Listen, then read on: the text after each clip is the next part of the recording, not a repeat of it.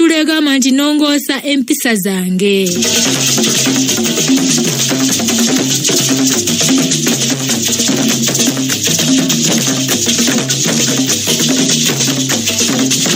Agambye nti Nongoosa empisa zange.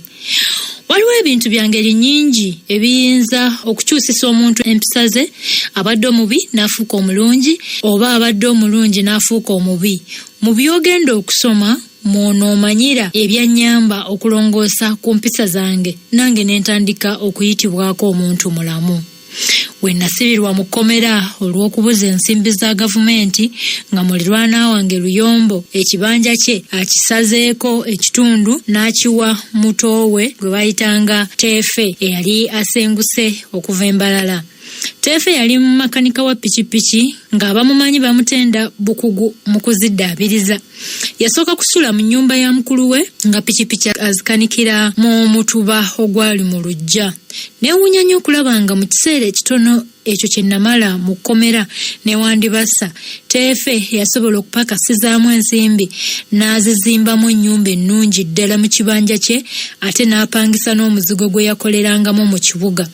Bye nasooka okuwulira ng'abantu boogera ku Teefe bwali bukozi bwe n'amazima n'obwenkanya, ekisa kye ate n'obuteepanka. Nze kye nasobola okwerabirako ku Teefe kye kisa kye, kubanga namala ennaku 2 zokka mu kayumba kange nga nvudde wandibasa n'ajja okundabako bambi. Yatulira ddala ne tunyumya ku bintu ebyali eby'engeri zonna. Yeno nali nkyafaananika anti nali ntunula ng'olubwa olubbi, era emmere gye nalyanga, emirimu gye nakolanga wandibasa n'enguuli gye yampiikanga byali bimazeemu omusaayi, anti oluusi nawezanga ennaku 3 nga sikombye ku mmere ndi eyo mu kakongolaziga. Ekiseera kyonna kye twamala nga tunyumya Teefe namulabanga nnumirwa bambi olw'embeera embi gye nalimu. Okugubaasiira n'obusiiwuufu obw'engoye ze nalimu byali tebirema kwennyamiza buli alina omutima omusaasizi. Teefe bwe yali addayo ewuwe n'ansaba okugendangako mu maka ge nga nvudde ku mulimu tunyumyengamu. Nneme kubanga nakiwuubaala ebbanga eryo lyonna. Bwe nawulira ebigambo by'okumpita okukyalangako ewuwe ne neeyongera okwewuunya Teefe ono, kubanga nze nali manyi nga sikyayinza kutuula mu bantu balamu. Nali ndowooza nga ab'ekiduula kyange bwe bokka abayinza okunnyaniriza. Emirundi ena gye nasooka okukyalako mu maka ga Teefe gy'amala okukakasa ebirungi bye nali muwuliddeko, nalaba bw'asanyukira ennyo abagenda mu maka ge era n'engeri gy'ayambamu abali mu buzibu.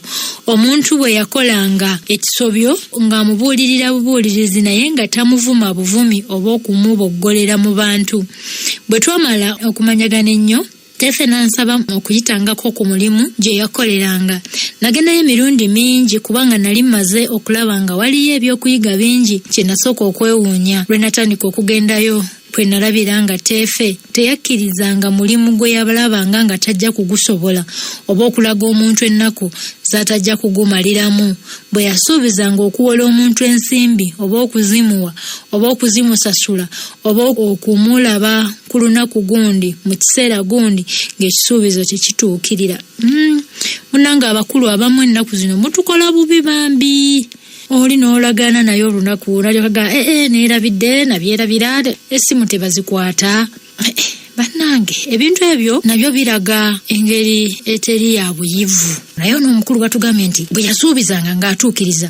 Olunaku yakugambiranga nti tujja kusinkana ng'era alutuukiriza, kale nga ggwe gwolemwa bulemi naye nga ye atuukiriza kye yasuubiza. Ekirala kye neewuunyaako bwe butayagala kwewaana oba okwepanka. Bwe yabanga atandika omulimu omuzibu gwe baabanga bamuleetedde ng'agamba nti kangezeeko ndabe, wagendanga okulaba ng'omulimu agukoze bulungi nnyo n'okusinga bwe wabadde olowooza. Teefe yali amanyi bulungi olugero olugamba nti teweetenda bulima nga ku nsambu kwe balaba. Abalala ku kye bagamba nti amalebe amakalu ge gasinga okuvuga. Nakyo alinga yali akimanyi obulungi ennyo. Kyabanga kizibu essaawa okuwera 2 nga Teefe oyo tannatuuka ku mulimu gwe oba okuguvaako ng'essaawa ye ey'okunnyuka tennatuuka. Bw'ataabanga ku mulimu gwe mu budde obw'okukola ng'omanya nti waliwo ekikulu ekimuguddeko, nze nali sirabanga ku muntu anywa obulungi omwenge okutuusa lwe nalaba Teefe. Abantu bangi balowoozanga nti n'okugunywa tagunywa olw'obutamulaba mu bbaala oba okumusanga mu kkubo oba mu maka ge ng'atamidde. Omwenge yagugulanga ne gubeera mu nnyumba ye, naye ng'asinga kugunywa na banne abaabanga bamukyalidde. Ate nno ng'anywa gwa kunyumizaako. Teyakombanga ku mwenge mu ssaawa ze zonna ez'okukola, anti ng'amanyi bwe butamanyi nnaku. Lumu abantu 3 baagenda ne bamukyalira mu maka ge ng'avudde ku mulimu. Kwolwo nange nasangibwa wuwe nga ngenze okunyumyamu naye. Teyalwa, n'atuwa buli omu eccupa ya bbiya emu, naye ng'anywako emu. Bwe twazimalaamu n'atwongera eccupa endala buli omu emu. Ye yakoma ku emu. Bannange 3 bwe baamalamu omwenge gwabwe ne basiibula ne bagenda. Nalaba tusigadde bwa 2 mu ddiiro ne mubuuza nti owaayi, ng'omwenge osobola otya okukoma ku ccupa ya bbiya emu bweti ng'ate olina mungi mu nnyumba yo? Yanziramu nti munnange nno ebintu byonna ebiwooma oba ebisanyusa bw'okkirizanga okukufuga ng'ofudde. Omuntu atasobola kufuga mwenge asaana agulekereyo ddala. Konze yiye ate lwaki naawe?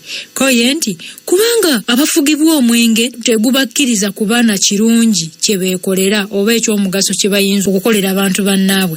Ye omuwandiisi ayitibwa M.B. Nsimbi bye yawandiika ku mwenge mu kitabo kye ekiyitibwa Muddu Awulira, wali obisomyeko?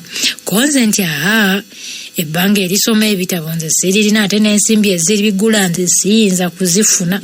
Koye nti ekyo nkimanyi, naye ekitabo kankireete nkusomerewo omuwandiisi waakyo bye yalaba ku mwenge.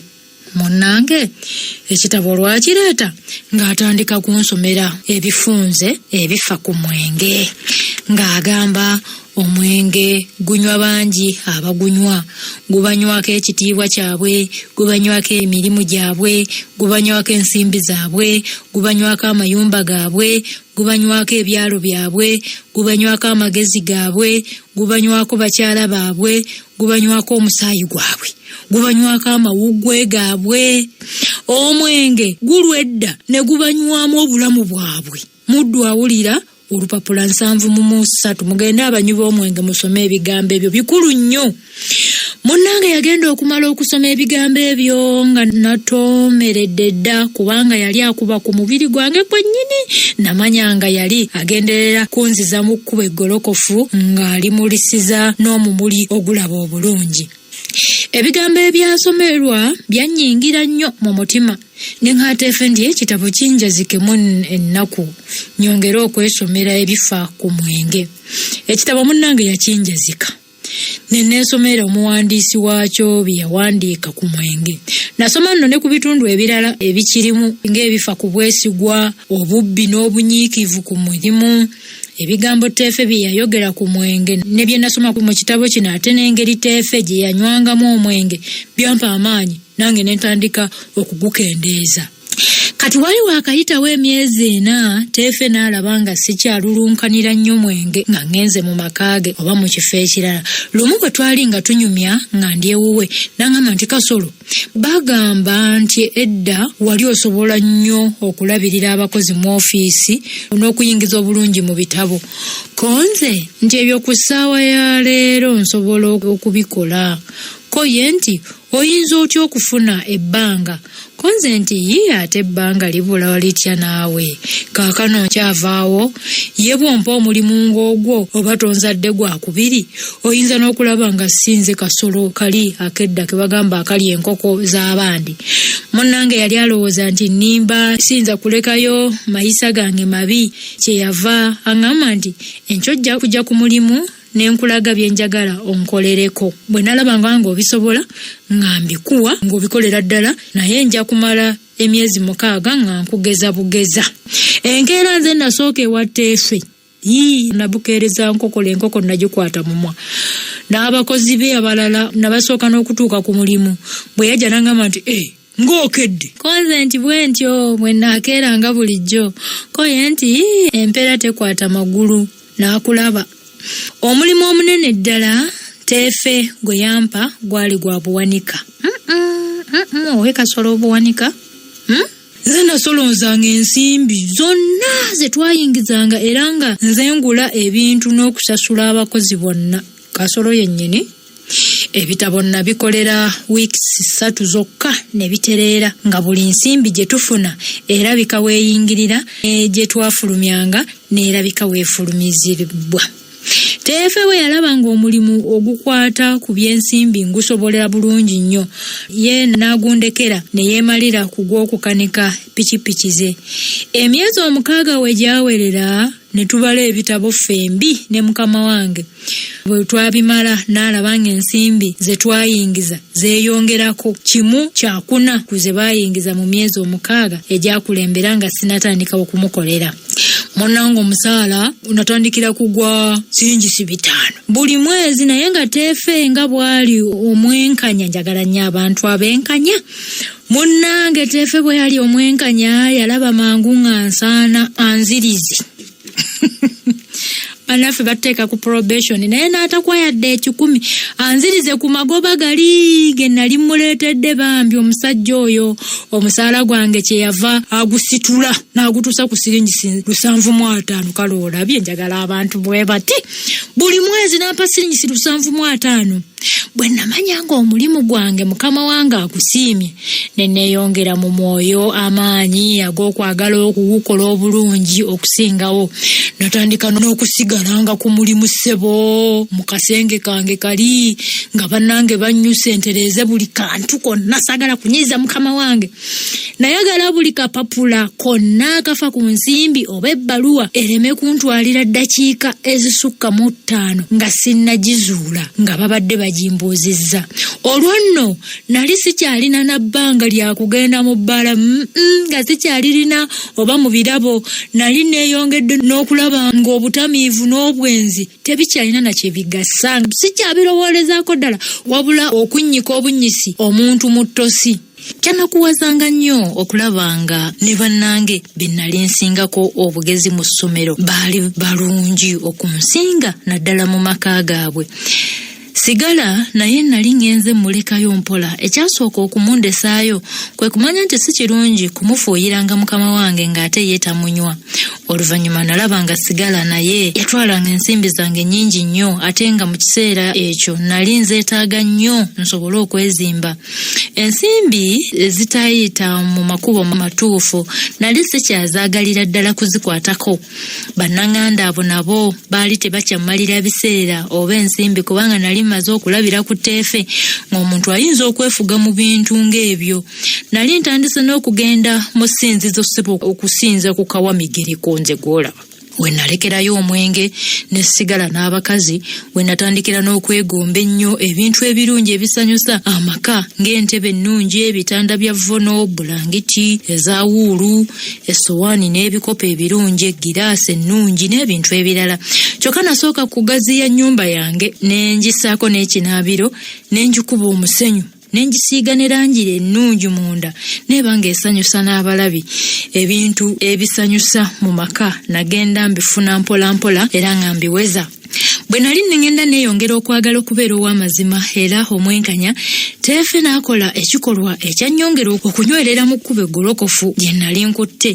Olunaku lumu yatuuka ku mulimu ng'akutte akasawo akaterekebwamu ensimbi abamu ke bayitanga pocket money, ye nga tebakyabuyita pocket money. Kati bwe yakatulaga ffenna n'atugamba nti eggulo nalonze mu kkubo awo akasawo k'ensimbi kano. Bwe nakasumuludde nga ndaba kalimu siringi 600. Emitwalo 600 gino egya Uganda ezedda nga tezirina n'abuuka nga kati zitaliimu ifiriizi zino 600 ezedda zino. Kaakati njagala mbuuze nnyinizo nzimuwe. Munnaffe omu Lutabi yamuddamu nti ssebo olabye olina nnyingi. Olabye olina nnyingi. Katonda kyakuwadde oyagala okiwa omuntu omulala. Y'olulala lyongera n'akuwa naye ddala Katonda y'aba akuwadde. Teefe yamuddamu nti bw'olonda ekintu tekitegeeza nti okifunyeeko obwannannyini amangu ago kubanga n'abedda bagamba nti omuggo teguba gwa nnalonda guba gwa nnatema. Ko Lutabi nti abedda seera sibe bagamba era nti kyerondera taba mubbi. Ko Teefe nti taba mubbi ng'amaze okubuuza nnyini kyo n'abula, obanga amanyi nti nannyini kyo yakisuula lwa butakyagala. Mukozi munnaffe yayitibwanga Kato, naye yagamba nti nze sironda nsimbi nnyingi ng'ezo ne ŋŋamba nti ate ŋŋenda kubuuza nnyinizo. Nze sisobola naawe. Ko mukozi munnaffe yayitibwanga Waakulira, yenna ensimbi ziriko obungi bwazo, kyova olaba nga tezikkutibwa ne gavumenti tezizikkuta. Buli mwaka ziba mu kugereka na kusolooza misolo egya buli ngeri. Weebale nnyo mwana ggwe, gavumenti etusobedde, emisolo ne gifuuka emisolo.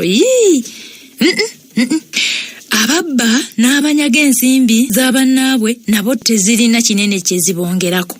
Nze bannange nabagamba nti abange muve ku nsimbi kubanga tewali alizinyiwa, ne bw'ofuna ennyingi bw'otomanya kuzikozesa tezikugasa, ate bw'oba obba nzibe ng'ozinyaga bunyazi mu lugezigezi oba weebuza mirembe wekka.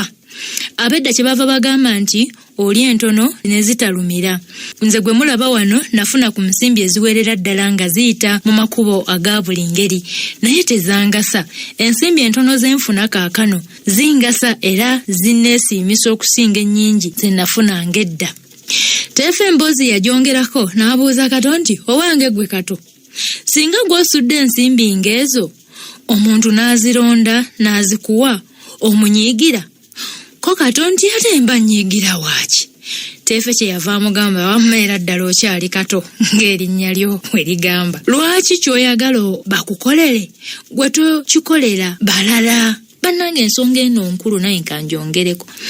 Omuntu n'aweereza ensimbi mu butanwa ku ssimu yo, n'akwegayira n'akugamba munnange ensimbi zino zizze mu butanwa ku ssimu yo, n'essimu n'ogikwata n'ogijjako n'ogamba mbu Katonda akuwadde. Ddala oli nannyini ssimu n'alaaja n'omuddiza essente ze. Wakiri temakozi 10 oluzizzaayo nnyini nsimbi ozimuwe.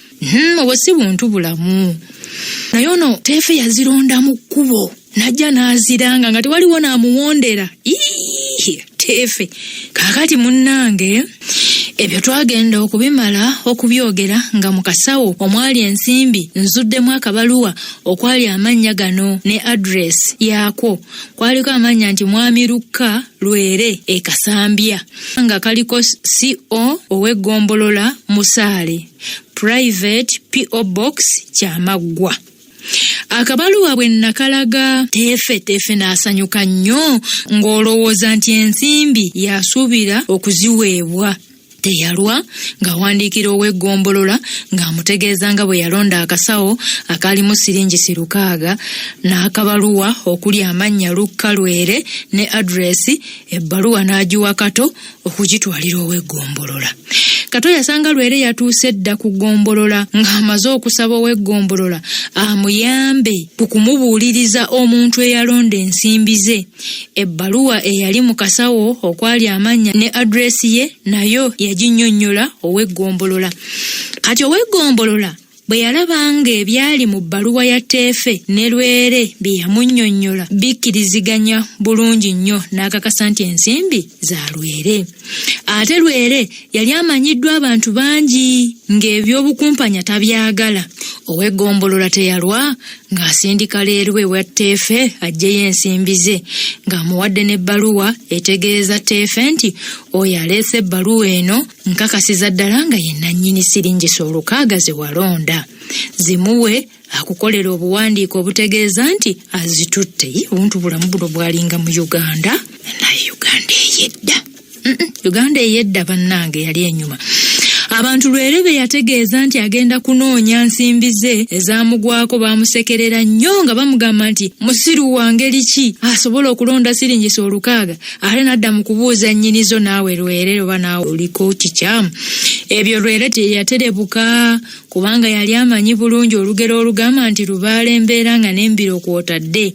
Teefe bwe yamala okukwasa Lwere ensimbi ze, Lwere n'amwebaza nnyo n'agamba nti kaakano ntegeeredde ddala ng'abantu ab'emyoyo emirungi tebayinza kuggwa mu nsi.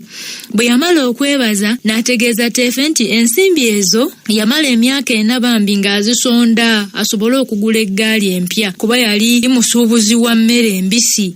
awo we yatoolera siringi 5 ku 600 n'aziwa Teefe nga bw'amugamba nti mukama wange ziizino ez'obulonzi. Teefe yamuddamu nti munnange weebale nnyo, weebalire ddala, naye ensimbi zizze ku zinnaazo osobole okugula eggaali gye wazisondera. Gwate munnange bw'onooziggyako eggaali olijugula ddi? Lwere okwandibadde okwebaza Teefe yabumbujja ng'omusale w'emimwa nti sebo yitangi wanje katenda akongere emijita. Lwere yali waawa kubanga yagamba nti sebo yitangi wanje katonda akongere emijita munange. Lwere wedda manyi mwafuse waawano. Bakozi bannange nabo Teefe basigala bamunyenyeza mitwe ng'embuzi etenda enkuba. Lwere teyali ntasiima gye bagamba nti ebula agiwa, kubanga waayitawo ennaku 3 zokka n'atwalira Teefe enkota z'amatooke lusinzi 2. Lusinzi teziba za walagi. Yamutwalira enkota z'amatooke zirusinzi 2. Ko ne Sseggwange yakula neewola. Ate enkeerafe abakozi ba Teefe Lwere yatuleetera kibbo kya micungwa ku mulimu. Okuva olwo Lwere yafuukira ddala mugwano gwa Teefe n'abakozi be. Amazima ga Teefe gaatutuusa ku ky'omuwendo ekitatuukikako anti gwe mukwano ogw'amazima. Nali ntandika okukolera Teefe omwaka ogwokusatu empeera yange n'agirinnyisa n'etuuka ku siringisi 1,200. Kati mu kiseera ekyo amaka gange nali ngalongoosezza nnyo era nga galimu ebintu ebimala. Baganda bange ne bannyinaze baali batandise okujja abangi okundabako kubanga olwo nange nali nnyinza okuyamba ku bali obubi mu by'ensimbi ne mu birala. Mu bannyinaze abaali bajja ennyo okundaba mwe mwali Agnes Nabbumba, omwana wa kitange omuto Kimuli. Nabbumba yali munnange nnyo, omanyi Oluganda lwala mikwano. Nabbumba bwe yalaba obuzibu bwange obw'okubeera mu nnyumba obw'omu n'ateesa okujja okubeera nange. Ekyo nange kyansanyusa nnyo kubanga mwannyinaze oyo muntu mulungi nnyo, tayomba, tatamiira, taleereetana mu basajja, ate akola nnyo. Amaka gange yagalongoosa nnyo ne galabikira ddala nga galimu omukyala nnyinigo. Lwali lumu nga yakamala nange emyezi 5 n'agamba nti munnange togamba nti nkooye okukufumbira, naye ndaba nga amaka gaffe gano gasanamu omukazi ayinza okumanyika nga ye nannyinigo. Konze ky'oyogedde si kibi, naye nakakaawa nga namunyiiza nnyo, tayinza na kudda muno. Yenze ensonyi tezinkwata okugenda ewaabwe. Nabbumba yanziramu nti ebyensonyi biveeko baaba, ndaba obulungi oba obubi bw'omuntu bulabikira mu kusonyiwa oba obutasonyiwa muntu abamunyizizza n'amwetondera. Nze onneeralikiriza nnyo, kale bwe ndifuna omusajja njagala n'ampasa wano olibeerawo naani? Ye singa olwala ani ayinza okukujjanjaba? Ffe abakazi tetusobola kujjanjaba bulungi bannyinaffe nga bakazi baabwe. Nze nja kulaba olunaku ngende ewa mukazi waffe mukulabire, njogereko naye ku by'okumuzza mu maka ge mpulire kyaddamu. Wayitawo ennaku nnya nga Nabbumba amaze okuŋŋamba eby'okuzza mukazi wange mu maka gange, n'agendayo okumulaba. Yamutwalira laatiriza sukaali 5 n'ettu lya caayi. Ettu lya caayi yaani ng'emajaani, ne laatiriza ennyama 5. Nakakawa yamusanyukira nnyo n'akamala kubanga yali tamusuubira kugenda kumulaba. Mu nnaku 2 Nabbumba ze yamalayo banyumya ku bintu bingi. Nabbumba yaŋŋamba nti bwe yasiinya ku by'okudda mu maka gange, Nakakawa n'amugamba nti mwana wattu, mwannyoko we yandekeranga mu nnyumba nga nkyatunulwako n'agenda eri abakola ogw'okwezigula gwokka. Ayinza atya okunziza mu maka ge kaakano nga ntandise n'okumera ejjobyo mu mutwe? Nabbumba yaddamu nti Kasolo kaakano muntu mulala nnyo si yoli gwe wamanya edda. Empisa ze yazirongoosa n'amaka n'aganyiriza, bw'ogatuukamu toyinza na kumanya nga geego ge walimu edda. Ko Nakakawa nti anti kyegava gasanamu omuntu omujja, so sinze atunulanga lumondo omulinnyire mu mulyango. Ko Nabbumba anti ne Kasolo agalimu si mujja, ye waamu owedda. Kakati empisa ze zokka ze yalongoosa. Ko Nakakawa nti kale yeebale kubirongoosa, yeebale munnaffe. Nakakawa yali takyayinza kukkiriza nga nnyinza okulongoosa empisa zange.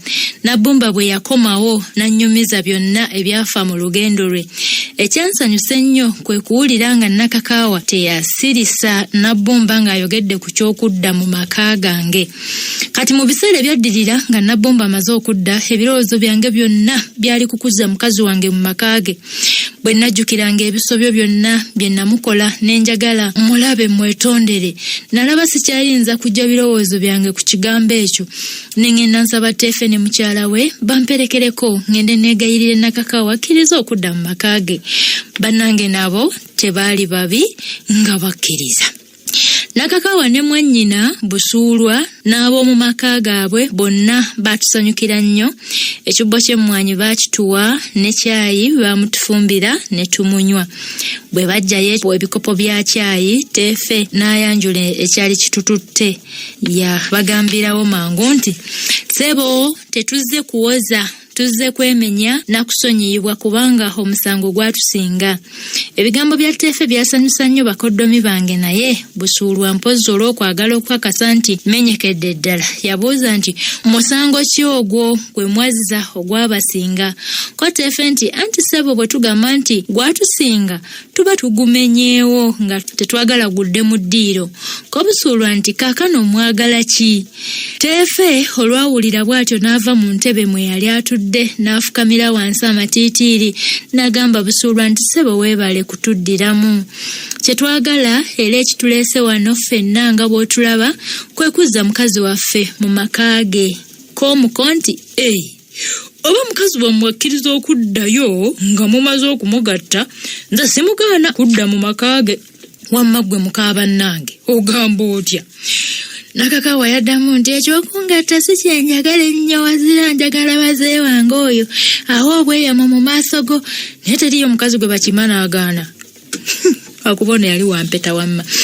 "Obweyamo mu maaso go ne mugaba naffe bonna abali wano nti tagenda kuddamu kumpisa bubi nga bwe yampisanga edda." Nakakawa olwamala okwogera ebyo, Teefe n'amugamba nti, "Nnyabo wange, singa nze sikakasanga mwami Kasolo tajja kuddamu kukuyisa bubi ng'ozzeeyo mu makaago, mukyala wange nange ne mulamu woono tetwandizze kukwegayirira oddeyo. Nkusaba onzikirize okweyimirira mwami Kasolo nti obweyamo bw'omusabye okukuwa tagenda kubumenya." Teefe yamala kwogera, Busuulwa ne Nakakawa ne bafulumako wabweru ne boogera bokka na bokka. Bwe badda, Busuulwa n'atugamba nti, "Mukazi wammwe akkiriza okudda, naye eby'okumugatta tabyagala." Nakakawa nga yali mukazi mugezi, tayagala byakumugatta. Agamba nti bw'oli muyisa obulungi mu maka ge aliba afunye engassi gy'asinga okwagala. Nze mbasaba kita kya mwenge y'engassi yange. Omukoto amuwa siringi 5 ez'ekita ky'omwenge, engassi eyiye neggwa. Bwe twali tufundikira ebigambo, Nakakawa n'atugamba nti agenda kujja mu bbanga lya wiiki emu. Nakakawa naye yali ku kikaliriro bw'atyo, lya wiiki emu ng'amaze okukuŋŋaanya ebintu bye. Olunaku lwe yalonda okujjirako nalwo yalututegeeza, nze ne nduwandiika mu katabo kange kempandiikamu ebintu ebikulu. Olunaku Nakakawa lwe yandaga okudda nalusaba mukama wange n'alumpa. Mukyala Teefe ne Nabbumba be nasaba ne bakkiriza okukulira eby'okufumba. Nagula okugulu kw'ente, nze ate segwe wali tobigulira bwereere. Nagula okugulu kw'ente, embuzi endaawo emu, enkoko 6, semutundu nayo enkalu nazo 5 nazigula. Ebyo bye byalibwa mu mbaga y'okuzza Nakakawa mu maka gange. Essaawa zaali ziwera 5 ez'emisana. Teefe ne Christine ne balinnya mmotoka gye napangisa okuleeta Kabiite wange. Baamutwalira n'olugoye lwa siringi 250 lwe namugulira okuddiramu. Christine mmotoka yagitimbako n'ebimuli nga baleeta mukazi wange. Kyasanyusa nnyo abantu okulaba nga yagenda akaaba addira mu kitiibwa ekyenkanaawo. Emmotoka bwe yatuuka mu luggya lwange, ate nange ne ngiyingira ne tugenda mu ssinzizo okwebaza Lugaba. Nga mwali balabufu. Ne muddayo ne mu kkanisa baaba mwebali. twaddayo mu kwebaza mu lutikko olw'okwebaza Katonda olw'okuddingana nga tuli mu ssinzizo. Kabona yatubuulira ebigambo bingi ebifa ku kwonoona n'okwenenya n'okusonyiwa. Bwe twava mu ssinzizo ne tugabula abagenyi baffe. Abantu baalya ne basindisa bigere. Emirembe gye twafuna mu maka gaffe nze ne Nakakaawa amaze okudda sigitenda. Munnange yali takyayomba kubanga nali sikyakola biyinza kumuyombesa. Ate naye yali takyava waka okugendeyo mu balwogamata. Yali takyalinnyayo. Yali takyava waka n'agenda mu bifo by'atayinza kumbuulira. Omwenge nange nali njiza okugunywa nga tteefe. Mu kiseera ekyo emirimu gyange nagyo gyeyongera okugenda obulungi. Olaba nti nno bw'okyusa embeera zo ne Katonda aleeta emirembe mu mutima gwo ate n'ayongera okukuwa ekyanyi okukola emirimu gyo. Mirimu gyeyongera nyongera okukola obulungi kubanga ebyawaka byali tebikyantawaanya nga mukyala wange yabimala. Teefe bwe yalabanga omulimu gwaffe gugenda bulungi n'ategeeza n'ababbanka emu ne batuwolayo ensimbi ne tutandika kampuni etunda leediyo. Olaba kampuni eyo kaakano nze njikulira ate nga n'omulimu gwange ogwedda nkyagukolera ddala bulungi. Ogwo si munene nnyo. Nakakaawa yamala emyezi mitono ng'akomyewo n'akakasa ng'obweyamo bwe naweera ewaabwe nga ngenda okumuzza maliridde okubutuukiriza. Yalabanga ebintu byange byebibye ate nga nange ebyange bafuuse omuntu omukaakano. Nange nga ndi wuwo omu bwe nti nga bwe nalayira nga tufumbiriganwa. Kati lumu twalinga tuli mu kisenge kyaffe ekiro kateera ku ssaawa 9 eyo obuzimanyi naawe ez'abafumbo nga tunyumya kyeyava mbuuza nti naye mukwano lwaki edda omwenge n'abakazi n'essigala wabikkirizanga okumalira ebiseera n'ensimbi nondekanga mu nnyumba obw'omu ekiro n'emisana naye kyali kiki mukwano? Ekibuuzo ekyo ekizibu nakitta n'ebigambo 2 byokka. Namugamba nti bwali butamanya.